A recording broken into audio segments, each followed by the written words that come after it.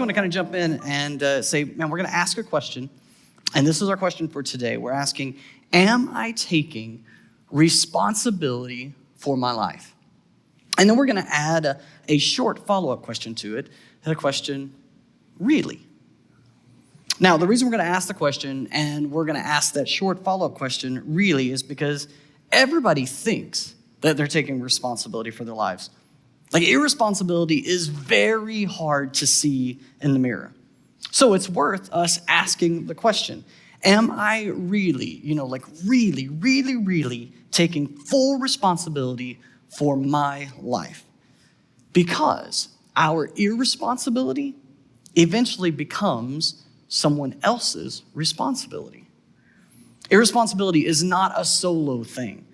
Irresponsibility isn't, it just affects me. It's my life. I can do whatever I want.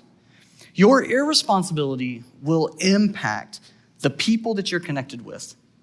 It's going to impact those people, whether it's a marriage, whether it's at your job, at your workplace, at your church, a club in the community, like whatever it is. If you have a responsibility and you shirk that responsibility, somebody else has to pick it up. So your irresponsibility eventually becomes somebody else's responsibility. So it's important that we take responsibility for our lives. Now, today I want to begin by taking you back to your childhood, and I want you to think about something that, like every child in every culture, in every country, throughout time has said. I have 4 kids. I've heard it. I've been a kid, surprisingly. I've said it. At some point, we have looked at our parents, we've looked at our grandparents, we've looked at whoever raised us, and we said, that's not fair.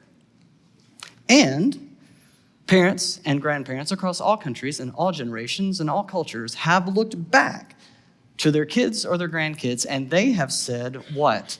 Life's not fair, right? The truth is, you and I know that life is not fair, and yet there's something in all of us that wants life to be fair. At least some of the time. So let me make this confession, and maybe you can relate to this. I'm really only concerned about fairness when my piece of the pie is the smallest piece of pie. When I get the larger piece of pie, I couldn't care less about fair. I just say, thank you, God, for the grace in my life. There is this opportunity at work, or there's this opportunity at school, and there are like 3 or 4 people, and they're all kind of jockeying for that position. Last spot on the team, leading role, first chair. You're kind of competing for that account, and there's 4 or 5 of you who are going for it. And if you get that account, you go home to your family or to your roommate, and you say, man, God answered my prayer. God is great. But you never gather your family around, and you never say, man, life is so unfair. There were like 4 of us going for this, and it's not fair the other 3 didn't get it, right? But somewhere else in the city, there are families sitting down together. There's people sitting down with their roommate or their significant other at the table, and they're wrestling through having not gotten it. Man, why didn't I get it? I prayed. I worked really hard for it. You see, I'm only really concerned about a lack of fairness when I'm on the short end of the stick. When things are going my way, I don't even think about fair. Now, we're all kind of that way, and here's why. Because when we say that life is not fair or that things are not fair, there's almost even a better word. What we're really saying is that life is not even. Life isn't even, and I think life should be even. Except when you hear it, when you use the word even, you realize, it's impossible. Like, there's no way for things to be even. There's no way for things to be fair. And here's what's important. The unfairness of life, the unevenness of life, quickly becomes an excuse for our irresponsibility. The unfairness or the unevenness of life is something we very easily leverage toward acting out irresponsibly. Because after all, I got the short end of the stick.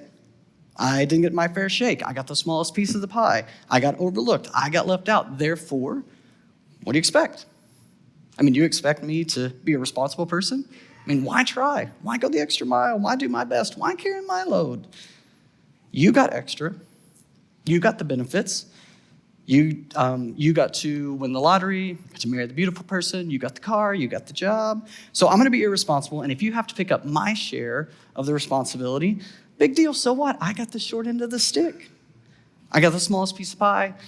I didn't get what was coming for me. You got more than what was coming for you. And so I have every right in the world to walk away from my responsibility because after all, life isn't fair and you got part of my fair share.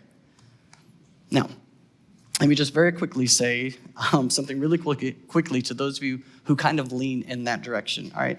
This is really simple, and then I'll go on. Don't do that, all right? And here's why.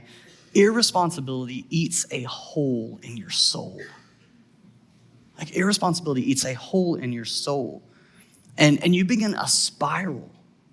And you're the one who's the most negatively impacted, and you're never going to be happy because irresponsible people ultimately just aren't happy because irresponsibility is creating this conflict both within you and outside of you. All right, Benjamin Franklin, he said this. This is pretty cool. And again, if you're here and you don't really even think that much of the Bible, I'm going to quote Benjamin Franklin so you'll have that to walk away with today at least, all right? This is what Benjamin Franklin said. He said, "He that is good at making excuses is seldom good at anything else. The unevenness and the unfairness of life quickly becomes an opportunity for us to build a case toward our own irresponsibility." But it's not just true of people who got the short end of the stick or the small piece of the pie.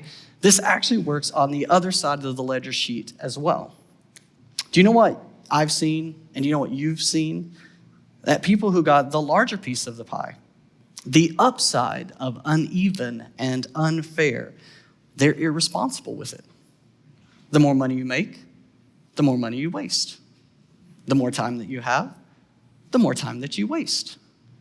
The more that you have of something that you don't need, the more you are tempted to waste it. I have extra, generally speaking, and so I'm going to not use it well. If I'm not careful, I will use that as an excuse to be irresponsible as well. You see, if you're on the crest of the financial wave, if you're on the crest of the relational wave, if you married well, if you just happen to be in the right place at the right time, if you're the first one discovered and things are going generally good for you, if you're not careful, you will be just as irresponsible as the person who's on the other side of the ledger sheet saying, "Why try? Because life isn't fair and I got the raw end of the deal." So see, this is our big, broad question. Are you taking full responsibility for what life has offered you? Because the issue isn't, how do we make life fair? Actually, the issue isn't, how do we make life even? This is the issue. It is, how will I respond? What am I going to do with the hand that's been dealt to me? What am I going to do with the way life has shaken out for me? The more you focus on the unfairness and the unevenness of life, the more that you'll be tempted to excuse the irresponsibility because of what somebody else has or doesn't have. So this is going to be our definition that we're going to use today, all right? Responsibility is your ability to appropriately respond to what life sends your way. You're just mushing it together. I mean, it's literally your response ability. So now, with all of that said, and this is amazing, Jesus taught this over 2,000 years ago. All right, so where have you been? All right, 2,000 years ago, right? This has all been out there. We're going to be reading part of Matthew's biography today, and we're going to be reading, what he has written about Jesus' life. So this one's a pretty easy one to find in the scriptures. All right, so it is, if you look at the big part in the middle, you're just going to go to the right. Matthew's going to be the first book in the New Testament, and as he's writing about Jesus' life, he's going to share this story with us. And here's what happened. Jesus taught a lot in parables. And a parable is a story that you make up to make a point. And there's this series of parables where Jesus is trying to explain to us what the kingdom of God is like. And since it's invisible to us, he says, well, let me tell you a story. So Jesus says, I'm going to make up some stories to help you understand how God views your life and how God views this world from the standpoint of his kingdom. his current kingdom, his coming kingdom. And it's kind of a big concept for us to get our mind wrapped around. And so Jesus is going to help us by telling us the story. In the middle of all these parables, Jesus is going to give us this parable about the unevenness and the unfairness of life. And in this parable, he's going to give us kind of God's perspective on the unevenness and the unfairness of life. And it's fascinating the way God sees it. So let me kind of give you a warning about parables here before we get started, all right? Preachers love parables. And the reason preachers love parables is because you can make all kinds of points out of a parable. And that's a mistake because generally a parable is only given to make one point, all right? Another thing about parables is this. They didn't happen. All right, Jesus is telling a story, but this is not a real story. And sometimes when preachers preach parables, they preach it as if this is a real thing that happened. And they're making more out of it than even Jesus made out of it. And he's the one who told the story in the first place. All right, the thing is, when Jesus would tell a parable, he would often speak in extremes. And he's going to speak in extremes because it's going to make the point that he's trying to make when he's teaching. So he's about to tell a story to make a single point about how God views the unevenness of life. And let me tell you, before we get to the end, that at the end of the parable, God isn't going to try to fix the unevenness and the unfairness of life. God wants us to learn to leverage it, again, in this parable, in this story that Jesus is teaching. So we're going to take a look at this together. All right, so this is Matthew chapter 25. All right, again, it will be like, so Jesus is starting here with a parable. He's been teaching about the kingdom of God. He's going to come back to this. This is about the kingdom of God in the whole context. It's going to be like a man going on a journey who called his servants and entrusted his wealth to them. All right, so this is an extreme story. He's going to go on a journey, and he invites 3 of his most trusted servants, and he decides to entrust all of his wealth to them. Now, that probably would never happen. I get that, but again, this never really happened anyway, all right? This is a story Jesus is telling. It's a parable that Jesus is using to make his point. And the word entrust here is important because it means this. The master is going to split up his wealth among these 3 servants, and he's expecting those servants to do with his wealth what he would do with it if he were managing it himself, all right? He's not necessarily giving them his wealth for them to guard it and protect it. He's giving them his wealth so that they would manage it the way that he himself would manage it if he were going to be doing it. Sorry? So this is what he ends up doing. To one, he gave 5 bags of gold. To another, he gave 2 bags. And to another, he gave 1 bag, each according to his ability. And then he went on his journey. Now, that wasn't even, was it? Right? He gave 1 5, he gave 1 2, and he gave 1 1. And it's possible that for us, or even for the people that are listening to Jesus teach, we're like, wait a minute, that's not fair. To which Jesus would say, this didn't even really happen to begin with, all right? I'm just telling a story. I'm making this up. Take a deep breath. We're just going to try to make it through the story together, okay? And so, possible you'd be there and be like, all right, okay, all right. And then Jesus says, I'm making this up, but I do need you to tell me what's not fair, all right? And this is important.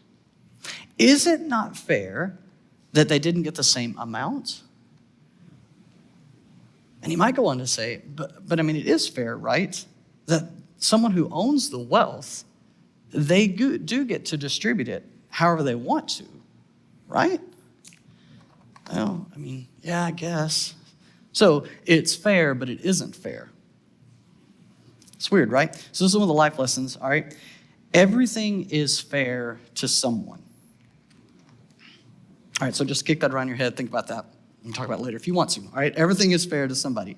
All right, so we're going to keep going on now in verse 15. All right, so then he went on his journey, and the man who received 5 bags of gold went at once. All right, he didn't waste any time, and he put the money to work and gained 5 bags more.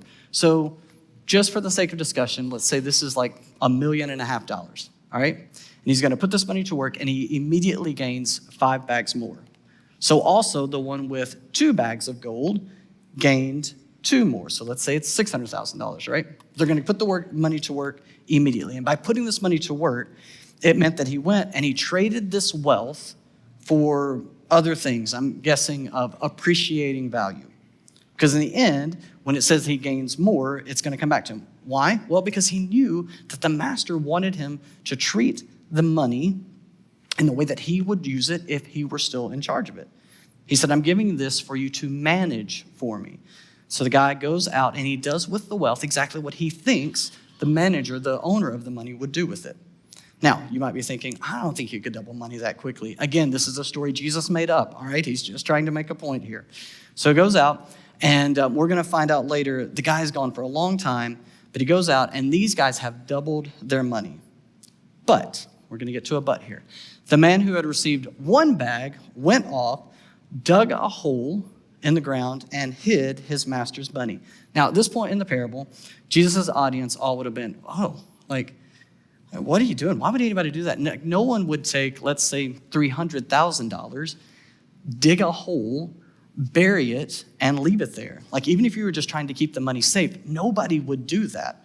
Like, there's better options for that. You could at least concede that point, right? Like, that's just not even a good way to handle this at all.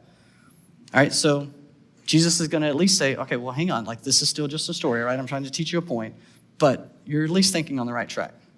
So we're going to go back to this. Now, after a long time, so again, they're wondering if he's even coming back at this point, the master of those servants returned, and he settled accounts with them. Now, settled accounts doesn't mean that he just wanted them to protect it. Again, settled accounts means that he expected the gold to come back for there to be a return on it. All right, he wanted to see what they did with the gold, what they did with the money while he was away, because he expected them to manage his wealth, the way that he would if he had been the one doing it. And he wanted to see what kind of return they got on his money. So we're going to see what happens in the story. The man who had received 5 bags of gold brought the other 5. Master, he said, you entrusted, and again, there's that word we've been talking about, right? Like, he's entrusting this to them with 5 bags of gold. See, I have gained 5 more. That's really important. I mean, in this story, the guy couldn't wait for his master to get back. Like, he's got really good news to share, right? Like, you wanted me to use your money well. I did. I can't wait to tell you that story, all right? And his master replied, well done, good and faithful servant. You have been faithful with a few things. Now again, for any of us in that audience or this one, you'd be like, so a few things. Wait, it wasn't a few things. It was like $1.5 million. Like, if that's a few things, sign me up, all right? So this is a large amount of money, but Jesus says, well, wait, I'm not done with the story yet. There's a turn coming. I'm going to put you in charge of many things. Come and share your master's happiness. He says, you were faithful with a few things, and now I'm going to entrust you with even more. I'm going to put you in charge of many things. Great job. So similarly, the man with 2 bags of gold also came. Master, he said, you entrusted me with 2 bags of gold. See, I have gained 2 more. His master replied, well done, good and faithful servant. So the guy with 5 bags comes back with 5 bags, and the master says, well done. But the guy with 2 bags comes back with 2 more bags, and he's equally saying, well done. So wait, if mine's a few and his is a few, and we're both doing well, like again, the point that Jesus is making here is, there's something similar about these two, and it definitely isn't the amount. Not at all. I'm going to put you in charge of many things. Come and share in your master's happiness. So wait, because I had 5 and you gave me, I did 5 more, and then you gave me responsibility for many things, but then he only had 2 and he got 2 more, and you're going to put him responsible for many things as well? Well, that's not fair. I mean, it's not even, at which Jesus would say, that's the point of my story. This is not about being fair or even. And the point of the story is coming, because right now, if there was a soundtrack to our story, like, it would change at this point, right? Like, it would begin to be like this dark, ominous music, because you know what's about to happen. The guy with the 1 bag who has like mud and dirt all over him at this point because he went out and dug it up, he's going to come in carrying a box. He's going to sit it down in front of the guy. And what happens next is a great illustration of the fact that whining has been going on for at least 2,000 years, all right? Because this is what irresponsible people do. He's going to basically say, man, this is not my fault. It's somebody else's fault. I couldn't help it. Matter of fact, this is literally what he said. Then the man who had received 1 bag of gold came. Master, he said, I knew that you are a hard man. Basically, he's going to say, man, I knew you were tough to work with. Like, you're hard driving. You're a tough business guy. I mean, you harvest where you've not sown, gathered where you have not scattered seed. That is, with you, master, you're just kind of a winner-take-all kind of guy. You don't leave any crumbs on the table. When you go after something, you get it. You don't take no for an answer. You're hard charging. And I was afraid because of you. See, I have to tell you what I did with your gold. But before I do that, I just want you to know, first of all, it's kind of your fault. If you weren't the way that you were, then I wouldn't have to respond the way that I'm responding. So because of the way that you were, I was afraid. Literally, he says. So I was afraid. And I went out and I hid your gold in the ground. And so see, here's what belongs to you. Safe and sound. And the reason why there's not any more is because it's your fault. It's because of the way you're wired. And then his master makes a reply. His master replied, you wicked, lazy servant. Matter of fact, I threw the word worthless in there because I think that it is almost a better translation of what he's getting at, that you're worthless. You're not doing what I asked you to do. So you knew that I harvest where I have not sown and gather where I have not scattered seed. Well, then I should have at least put my money in the deposit with the bankers so that when I returned, I would have received it with interest. That's bare minimum, right? If you really embraced what's happening here, you would have come up with a better plan than what you did. But in fact, you're too lazy even for that. And then you're going to go even further and blame me. See, Jesus was great with stuff like this, right? Like, maybe it's possible that you're thinking, like, I can imagine Jesus saying something like that. But again, Jesus made up this story to make the point. So Jesus is saying it in an imaginary story, but he's trying to make this point about the way in which we handle responsibility. But he's not done yet making his all of the twists and turns of the story. He's telling a story. He's going to go on to say this. So take the bag of gold from him and give it to the one who has what? Well, 10 bags.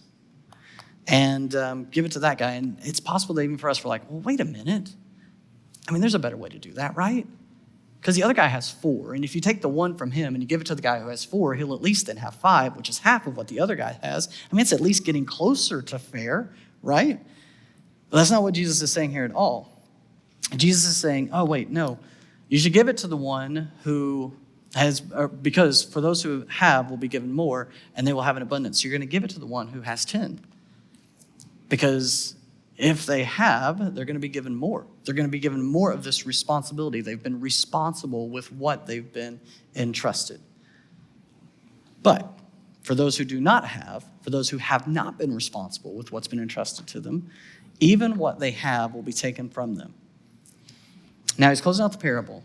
And I want you to remember that because, again, we're still in this parable. He's still telling a story. And Jesus is not going to make a big pronouncement in what I'm about to say. He's still in the parable. And he says, the master says something else to his servant. And throw that worthless servant outside into the darkness where there will be weeping and gnashing of teeth. Ah, yes, the gnashing of teeth. All right, so let's talk about this. Now, preachers love this verse. And let me tell you kind of how preachers use this verse. Yeah, typically, it's something like this. And friends, you need to get your life put together because if you don't, you're going to go into the burning fires of hell where there's weeping and gnashing of teeth. But that is not what Jesus is saying when he says this, all right? That's not the point of the parable. Weeping and gnashing of teeth in the New Testament, it was a sign of frustration. You can look up all the different times that Jesus uses that phrase, weeping and gnashing of teeth. But here's the situation. The guy was in the inner circle, all right? He has been given, and pardon the pun here, this golden opportunity, all right? He's been given $300,000 or something close to that, and he's supposed to go out. He's supposed to manage the money well, but instead, he totally wastes the opportunity, and then he blames the master. He was in the inner circle, and here's what this verse means. The master is basically saying, I want you to take him from the inner circle where he was, and I want you to put him on the outside, on the outer circle. And this weeping and this gnashing of teeth, it's a sign of frustration.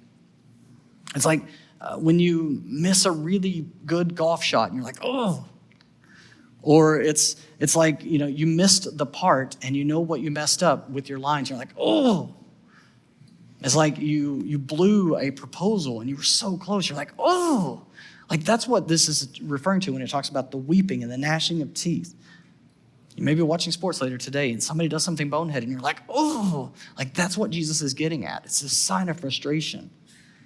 In the book of Acts, Stephen, he's the first martyr, the first person who's going to die for his faith. He basically preaches this really compelling message. And it says that the audience who heard him, they were gnashing their teeth. And so obviously this audience, like they weren't in hell. They're not being tortured. They just know they're missing an opportunity. That's what, when the New Testament uses this phrase, it's like, you're missing an opportunity. So here's this guy, he has this incredible opportunity, and he realizes he's blown it. And he tries to blame his boss, and he's thrown from the inner circle into the outer circle with all these people who are out there who have missed these opportunities, who are frustrated, and they're just like, oh. And then Jesus goes on to the next parable. I mean, he's done with that story. That's literally how this works. But he's telling a story to prove a point. And what is that point? Well, it's this, that everybody gets an uneven amount of opportunity. Now, I know some people like you do, and they are like 5-bag people, all right? They got into the right schools, they're related to the right people, they were extraordinarily talented, or their talent was at least recognized in, math or art or music or whatever. They got recognized and, got promoted, and, it just seems like everything's going well for them. I mean, they married well, they got lucky, they got fortunate, they're driving the right cars, everything seems to be going their way. And we hate them, right?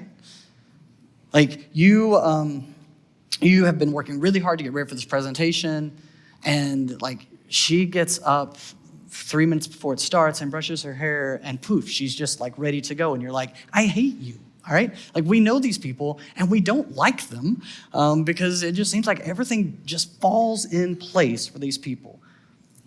And what becomes simple for them to do is they just take it for granted because it comes easy to them. 5-bag people. But then we also know people whose parents got divorced early.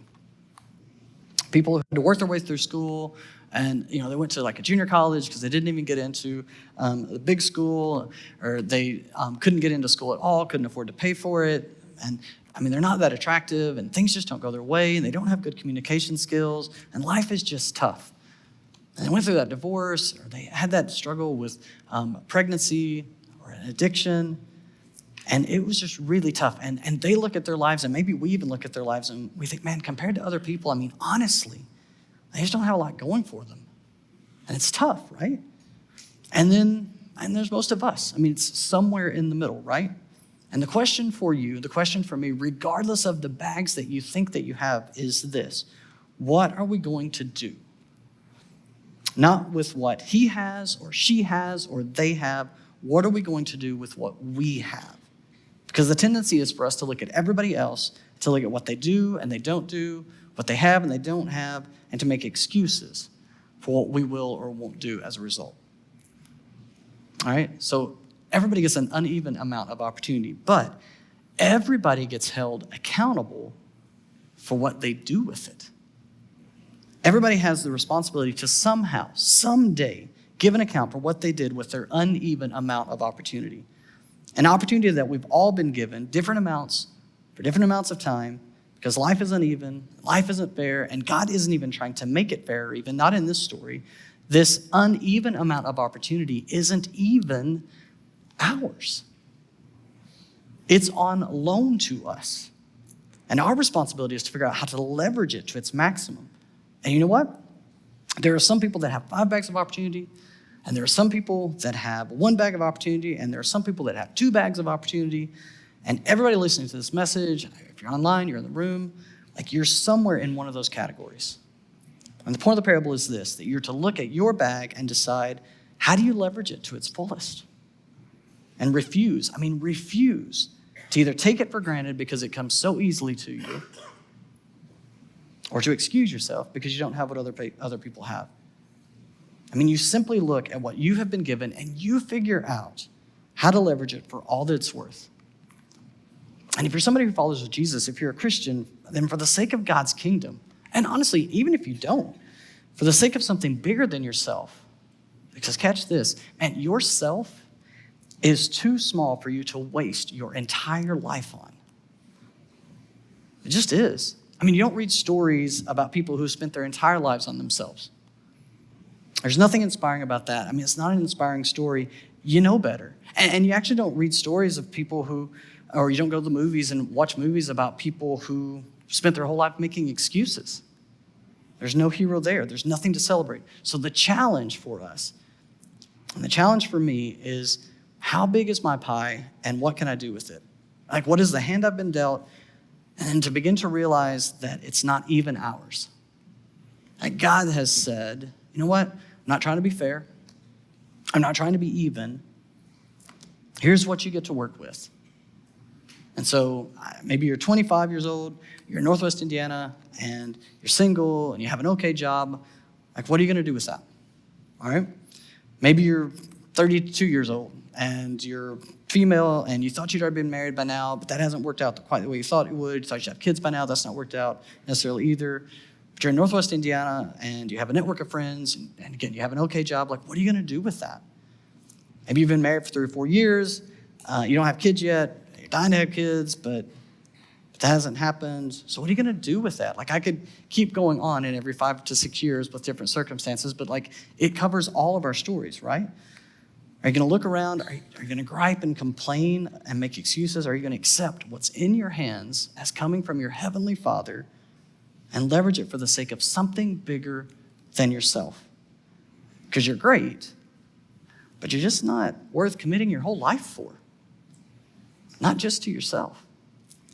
That's too small of a thing, and so don't do that. Because again, the most important verse in the parable is this one. But after a long time, the master of those servants returned, and he settled accounts with them. See, if you take the words of Jesus seriously, if you read the rest of the parables, if you believe that there is a God in heaven and that Jesus is his son, then in some way, I can't explain it completely, you have to give an account for your life. And it can be an awesome thing, a thing you're excited about sharing with the master. Or it can be that moment at the end of your life when you try to find some excuse for yourself because something you think that God did to you or didn't do for you that he did for somebody else. Because here's the deal. We all have some time, but we have uneven amounts of time. And we all have opportunities, but we have uneven, unfair amounts of opportunity. And to be the person who can say, man, I'm taking responsibility for my life, really means that I'm an individual who takes responsibility for the opportunities that come my way, really. And I'm not going to take them for granted. I'm not going to make excuses. I'm not going to simply compare myself to the people that are around me, because the bottom line is simply this. To whom something is given, something is required. To whom something is given, something is required, regardless of how great or how small, something is required. And when we embrace that, when we embrace it through the lens of a God who loves us, who's cheering for us, who's empowered us, and who's given us these opportunities, then we begin to be serious about taking full responsibility for our lives. Really. And man, it's my heart's desire that we would be the generation, that we'd be the right kind of people following Jesus who would get this right. Well, I really hope that was helpful for integrating faith with life. Listen, if you're in Northwest Indiana, I'd love to have you join us in person. Head over to suncrest.org and plan your visit.